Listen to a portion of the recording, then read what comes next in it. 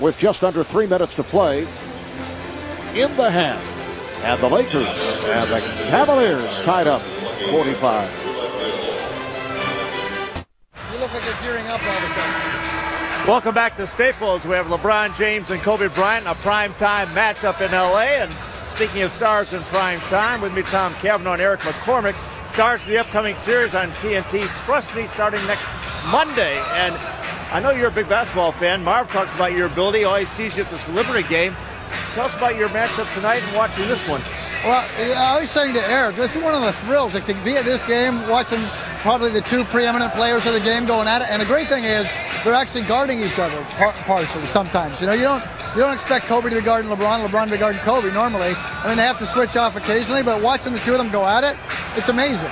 Vancouver and Toronto, how did two Canadians become such involved in basketball? Well, I mean, the amazing thing is that we're starting on this show where I don't think any two Canadians have ever started on an American show before. It shows that we're taking over. We're taking over, people, like the pod people.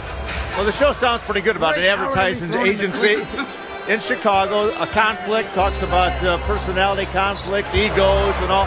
What makes the series so good? What makes the series so good? He does. Also, I think it's just a new setting. You know, we've seen doctors, we've seen lawyers. This is really a cutthroat world. The advertising world is a dying world because of TiVo, because of the internet, and these are guys fighting for their livelihoods every day to reinvent an old way of doing things. You know, I've read the clips, I've seen the previews, and Marv, trust me, it's going to be another hit. Well, you know, Doug, as they say, the buzz is red hot on Trust Me. Anytime Seg says trust me, it makes me nervous. Yes. Coming up on 2 minutes to play in this first half, Bryant, and he's been off. Cavaliers with the ball and lead by 3. Remember now, it was the Lakers who closed out the first quarter so strongly with those 3 forced turnovers and 8 straight points. Let's see how Cleveland does here at the end of the second period. Gibson off balance. Bryant met by James. Nice pass. Odom lays it home. That's where Odom is really moving without the ball, catching it, finishing it, or isolating at the top of the floor, going left, looking for his shot. Ariza looking for the steal. Cavaliers felt there was contact. Pavlovich has had the hot hand.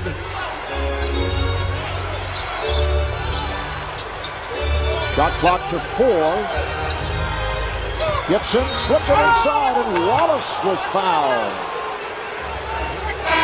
This will be Cleveland's first free throw attempt of the half, Marv. Their low of the season is 2 free throw attempts, so Ben Wallace will go to the line here, and actually a good foul by Derek Fisher. Ben Wallace, a guy who struggles at the line. You don't want him to give him a layup, so make him go to the line and make a couple free throws. Actually, Boston did the hack of Ben this year in one of their games, put him to the line, and he was 5 of 10 at the line, so Ben takes that personally. 45% on the season, just 20 of 44.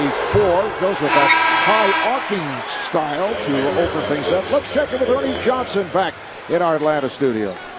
Southwest Airlines game break coming up just a few minutes. Kenny and C. Webb will break down the first 24 minutes in L.A. And on Inside the NBA, presented by Hyundai, complete highlights as 24 of the league's 30 teams were playing on this Martin Luther King Jr. holiday. And on Thursday, exclusively on TNT, we will announce the All-Star starters. Balloting ends 23 minutes from now. You still have time. Back to you, Marv. All right, thank you, Ernie. Ben Wallace, once again, with that rainbow style at the line, hit the second after missing the first. Good play by James on the steal, putting moves on Bryant. Bryant cut him off.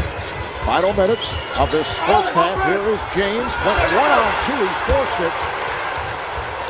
And he created the contact. That's twice now. They have not given him that call. And James thought, rather, Bryant thought he was fouled. Here's James, and he is fouled. Look out. Whoa! Odom with the shove. And LeBron, showing his leaping ability, was able to avoid several fans. Well, can you feel the energy and the passion in this game? Look at the bump here by Lamar Odom. He did not want to let him get one more dribble where he could take off and finish it. Look at this. His new commercial, he's a football player. Maybe in the Olympics, he could be a long jumper here, Marv. He's got all things going for him. Foul on Odom, his second. Lakers are over the foul limit. Just 46 seconds to play in this first half. So LeBron